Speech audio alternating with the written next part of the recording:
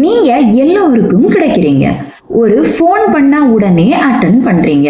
ஒரு மெசேஜ் வந்தா உடனே ரிப்ளையும் கொடுக்குறீங்க. உதவி அப்படின்னு கேட்டா உடனே செஞ்சும் கொடுத்துடுறீங்க.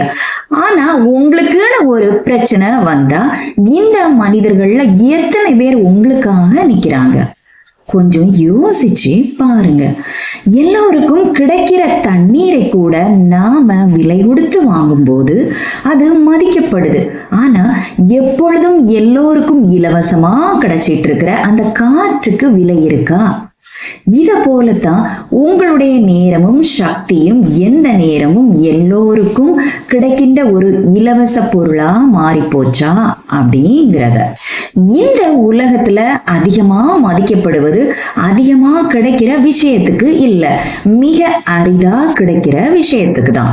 அதனால நீங்க உங்களுடைய நேரம், உங்களுடைய சக்தி, உங்களுடைய அன்பு, இது எல்லாவற்றையும் அளவுக்கு அதிகமா அடுத்தவங்களுக்கு நீங்க கொடுத்துட்டே இருந்தீங்க அப்படின்னா அது அன்பா அவங்களுக்கு தெரியாதுங்க. அது ஒரு இலவச சேவை போலதாங்க அவங்களுக்கு தெரியும். உளவியல் என்ன சொல்லுது தெரியுமா?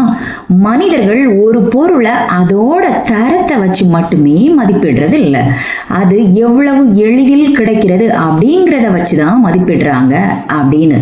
அதனால நீங்க எல்லா நேரமும் எல்லோருக்கும் கிடைச்சிட்டே இருந்தீங்க அப்படின்னா உலகம் உங்களை தேடாது, தேவைக்கு மட்டும் பயன்படுத்தி கொள்ளும். அதனால நீங்க உங்களுடைய நேரத்துக்கும் உங்களுடைய கவனத்துக்கும் உங்களுடைய இருப்புக்கும் ஒரு மதிப்பை உருவாக்கிக்கிட்டீங்க அப்படின்னா இதே மனிதர்கள் இந்த உலகம் உங்களை இழக்க கூடாது அப்படின்னு பயப்பட ஆரம்பிக்கும். இன்றைக்கு நாம இந்த காணொளியில பார்க்க போறது அடுத்தவங்கள மாத்திர ரகசியம் இல்லை, நம்முடைய மதிப்பை உயர்த்துகின்ற ஒரு 5 உளவியல் விதிகளை தாங்க பார்க்க போறோம். இந்த விஷயங்களை மட்டும் நீங்க முழுசா புரிஞ்சுக்கிட்டா இனிமேல் இந்த உலகம் உங்களை எப்படி நடத்தணும் அப்படிங்கிறத நீங்க தாங்க முடிவு செய்ய போறீங்க. வணக்கம் நட்புகளே, இது கதை box Tamil psychology. First point என்ன தெரியுமா? The digital mirage of constant access, அதாவது தொடர்ச்சியான அணுகல் என்ற டிஜிட்டல் மாயை. எப்பொழுதும் கிடைப்பது மதிப்பை குறைக்கும். இந்த வரிய நீங்க வாழ்க்கை முழுவதும் மறந்துடாதீங்க. இன்றைய உலகம் என்ன தெரியுமா செய்யுது? ஒரு மனிதனோட குணத்தை விட அவங்க எவ்வளவு சீக்கிரமா ரிப்ளை பண்றாங்க அதுதான் ரொம்பவும் முக்கியம் அப்படின்னு தாங்க பார்க்குது. வாட்ஸ்அப்ல 2 ப்ளூ டிக்குகள் வந்தா உடனே ரிப்ளை பண்ணல, ஆன்லைன்ல இன்ஸ்டாகிராம்ல இருந்ததுக்கு அப்புறமும் பேசல, போன் பண்ணா எடுக்கல. இப்பெல்லாம் அவங்க ரொம்பவும் மாறி போயிட்டாங்க, அவங்களுக்கு திமிர் வந்துடுச்சு அப்படின்னு உடனே அவங்கள முடிவு கட்டிடுறாங்க. ஆனா ஒரு விஷயம் யோசிச்சு பாருங்க, எல்லோருடைய அவசரமும் உங்களுடைய பொறுப்பா அப்படிங்கிறத இல்லவே இல்லைங்க. இதை தாங்க உளவியல்ல அவைலபிலிட்டி பயஸ் அப்படின்னு சொல்றோம். எது எப்பொழுதும் கிடைக்குதோ அதோட மதிப்பை நம்ம மூளை குறைச்சுதாங்க பார்க்கும். அதனாலதான் காற்றோட மதிப்பை நாம உணர்றதே இல்லை. ஆனா அதே நேரம் பாலைவனத்துல ஒரு துளி தண்ணீருக்காக உயிரையும் கொடுக்க ரெடியா இருப்பாங்க. ஏன் இந்த வித்தியாசம் தெரியுமா? பற்றாக்குறை. இத போலதான் நீங்க உங்களுடைய நேரத்தை எல்லோருக்கும் எல்லா நேரமும் இலவசமா கொடுத்துட்டே இருந்தா உங்களுடைய நேரத்தை அடுத்தவங்க மதிக்க மாட்டாங்க, அதை ஒரு பழக்கமா எடுத்துப்பாங்க.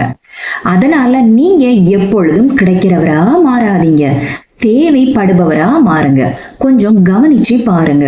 ஒருத்தர் தன்னுடைய வாழ்க்கையில எப்பொழுது பிஸியா இருந்துட்டே இருந்தார் அப்படின்னா அவங்கள எல்லோரும் மதிப்பாங்க. ஏன் தெரியுமா?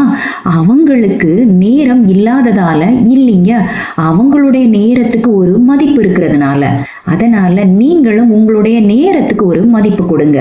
நீங்க உங்களுடைய நேரத்துக்கு ஒரு மதிப்பு கொடுக்க ஆரம்பிச்சீங்க அப்படின்னா உலகம் உங்களுக்கு மதிப்பு கொடுக்க தொடங்கும்.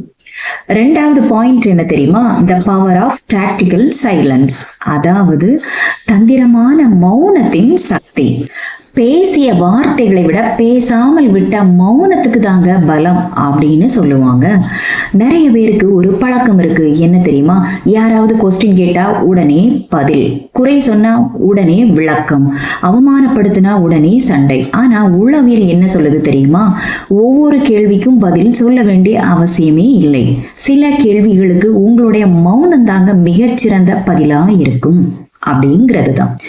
ஏன்னா நீங்க கோபப்படுற அளவுக்கு எதிராளி ஜெயிச்சுடுறான், நீங்க அமைதியா இருக்கிற அளவுக்கு அவங்க குழம்பிடுறாங்க.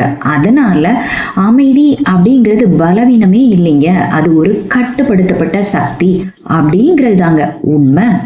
சிங்கம் தன்னை பார்த்து கத்துகின்ற மற்ற விலங்குகளை திரும்பி கூட பார்க்காது, அதற்கு தெரியும் அதோட மதிப்பு.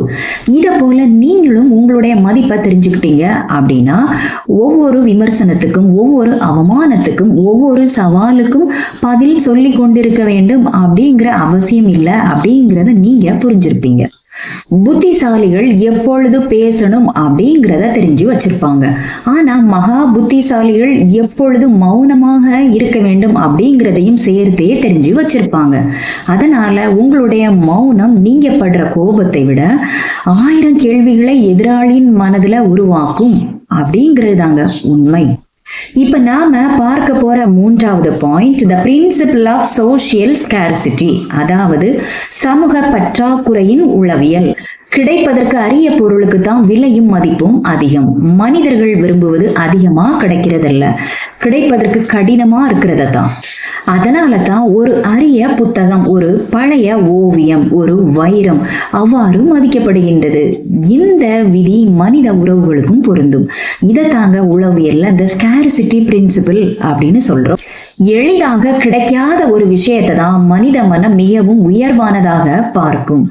எப்பொழுது நீங்க தான் மெசேஜ் பண்றீங்க, நீங்க தான் முதல்ல போன் பண்றீங்க, எப்பொழுது நீங்க தான் முதல்ல சமாதானம் பேசுறீங்க, எல்லா உறவுகளையும் நீங்க தான் தூக்கி சுமக்குறீங்க அப்படின்னா இந்த இடத்துல கொஞ்சம் யோசிச்சு பாருங்க.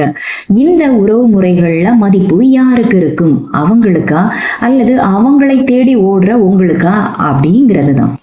ஒரு உறவை காப்பாற்ற வேண்டியது அவசியம்தான், ஆனா அதற்காக உங்களையே நீங்க இழந்துட கூடாது. நீங்க இல்லாமல் இருக்கும் போதுதான் உங்களுடைய உடனிருப்பின் அருமையை அவங்க புரிஞ்சுப்பாங்க. சில சமயங்களில் நீங்க விலகி நிற்பதும் அவங்களுக்கு ஒரு பதில்தான், நீங்க அமைதியாக இருப்பதும் அவர்களுக்கு ஒரு பாடம் தான். அதனால நீங்க உங்களை தேட வைக்கும் போது உங்களுடைய மதிப்பு தானாக உயர ஆரம்பிக்கும். இப்ப நாம 4வதா பார்க்க போறது இன்ஜினியரிங் இம்மூவபிள் பவுண்டரிஸ், அதாவது அசைக்க முடியாத எல்லைகளை உருவாக்குவது எப்படி அப்படிங்கிறது தான். உங்க வாழ்க்கையில ஒரு வரம்பு இல்லை அப்படின்னா உங்களை யாரும் மதிக்கவே மாட்டாங்கங்க. நிறைய பேர் என்ன தெரியுமா நினைக்கிறாங்க, இல்லை அப்படின்னு சொன்னா அடுத்தவங்க என்கிட்ட வரமாட்டாங்க, என்ன ஒதுக்கிடுவாங்க, என்ன வெறுத்துருவாங்க அப்படின்னு நினைக்கிறாங்க. ஆனா உண்மை என்ன தெரியுமா? உங்களை உண்மையா நேசிக்கிறவங்க நீங்க இல்லை அப்படின்னு சொன்னாலும் உங்களை விட்டு ஒதுங்க மாட்டாங்க, உங்க கூடயே இருப்பாங்க, உங்களை தேடி வருவாங்க. ஆனா உங்களை பயன்படுத்துறவங்க மட்டும் இதை கேட்டு கோபப்படுவாங்க. அதனால யாராவது உங்க நேரத்தை வீணடிச்சா, உங்க மன அமைதியை கெடுத்தா, உங்க சுயமரியாதையை காயப்படுத்தினா உடனே அந்த இடத்துல ஒரு கோடு போடுங்க. இந்த கோட்டுக்கு பெயர் தாங்க பவுண்டரி அப்படிங்கிறது. அதனால எல்லை கோடுகள், பவுண்டரிஸ் அப்படிங்கிறது அடுத்தவங்களை தண்டிக்கிற ஒரு சுவர் அல்ல, அது உங்களை நீங்களே பாதுகாத்துக்கிற ஒரு கவசம். வீட்டுக்கு கதவு இருக்கிறது யாரையும் வெறுப்பதற்காக அல்ல, யாரை உள்ளே அனுமதிக்கணும், யாரை வெளியே நிறுத்தணும் அப்படின்னு முடிவு செய்வதற்காக. இதை போலத்தான் உங்களுடைய வாழ்க்கைக்கும் ஒரு கதவு இருக்கணும். இந்த கதவை திறப்பதற்கான சாவி யார்கிட்டையும் இருக்கக்கூடாது. இப்ப 5வதா பார்க்க போறது ஆங்கரிங் யுவர் பிரீமியம் ஐடென்டிட்டி, அதாவது உங்கள் உயர்ந்த மதிப்புள்ள அடையாளத்தை உருவாக்குங்கள். ஒரு வைரம் சேற்றில் விழுந்தாலும் அதோட மதிப்பு குறையாது. அதோட மதிப்பை தீர்மானிப்பது சேரல்ல, அதோட தரம்தான். இத போல தாங்க அடுத்தவங்க உங்களை எப்படி பார்க்கறாங்க, நடத்துறாங்க அப்படின்னு நீங்க பார்க்கறத விட உங்களை நீங்க எப்படி பார்க்கறீங்க அப்படிங்கறதாங்க ரொம்பவும் முக்கியம். இதை தாங்க உளவியல்ல செல்ஃப் ஐடென்டிட்டி அப்படின்னு சொல்றோம். எல்லோரையும் சந்தோஷப்படுத்தணும் அப்படின்னு நீங்க ஓடிட்டே இருந்தா உங்களுடைய வாழ்க்கைய அடுத்தவங்க தாங்க நடத்துறாங்க. உங்களுடைய நேரம், உங்களுடைய மன நிம்மதி, உங்களுடைய சுயமரியாதை இவற்றை நீங்க திரும்பி பார்க்க ஆரம்பிக்கும் போது உங்களுடைய வாழ்க்கையே மாற ஆரம்பிக்கும். எல்லாரும் உங்களை விரும்பணும் அப்படிங்கிறது அவசியமே இல்லைங்க. ஆனா உங்களை நீங்க மதிக்கணும் அப்படிங்கிறது மிகவும் கட்டாயம். உங்களுடைய சுயமரியாதை நீங்க புரிஞ்சுக்கிட்டீங்க அப்படின்னா நீங்க யாரையும் தேடி ஓட மாட்டீங்க. அடுத்தவங்க அங்கீகாரத்துக்காக கேட்டும் நிக்க மாட்டீங்க. உங்களை உண்மையா புரிஞ்சுக்கிட்டவங்க, உங்களுடைய மதிப்பை உணர்ந்தவங்க மட்டும் உங்ககிட்ட நிலைச்சு நிற்பாங்க. அதனால உலகம் உங்களுக்கு தரும் மரியாதை நீங்க உங்களுக்கு தரும் மரியாதையின் பிரதிபலிப்பு. அதனால இனிமேல் எல்லோருக்கும் கிடைக்கிற மனிதரா இருக்காதீங்க. தேவைப்படுற இடத்தில் மட்டும் கிடைக்கிற மனிதரா இருங்க. எல்லோருக்கும் பதில் சொல்ற மனிதரா இருக்காதீங்க. உங்க மனசாட்சிக்கு மட்டும் பதில் சொல்ற மனிதரா இருங்க. ஏன்னா உங்கள் நேரம் விலை மதிப்பற்றது, உங்கள் அமைதி அரிதானது, உங்கள் வாழ்க்கை ஒரே ஒரு முறை மட்டுமே கிடைக்கக்கூடியது. அதனால உங்களை மதிக்காதவங்களுக்காக உங்க வாழ்க்கைய வீணடிக்காதீங்க. உங்களை மதிக்கிற அளவுக்கு உங்களை நீங்க உயர்த்திக்கோங்க. அப்பொழுதுதான் இந்த உலகம் உங்களை தேடி வரும். இந்த சிந்தனை உங்களுக்கு எல்லாம் பிடிச்சிருந்துச்சுன்னா லைக் பண்ணுங்க. உங்களுடைய கருத்துக்களை கமெண்ட் பாக்ஸ்ல தெரியப்படுத்துங்க. இதை போல தொடர்ந்து வரணும்னா கதை பாக்ஸ் தமிழ் சைக்காலஜி சேனலை சப்ஸ்கிரைப் பண்ணிக்கோங்க. மீண்டும் உங்கள் எல்லோரையும் இன்னொரு காணொலியில வந்து சந்திக்கிறேன். Until then thank you.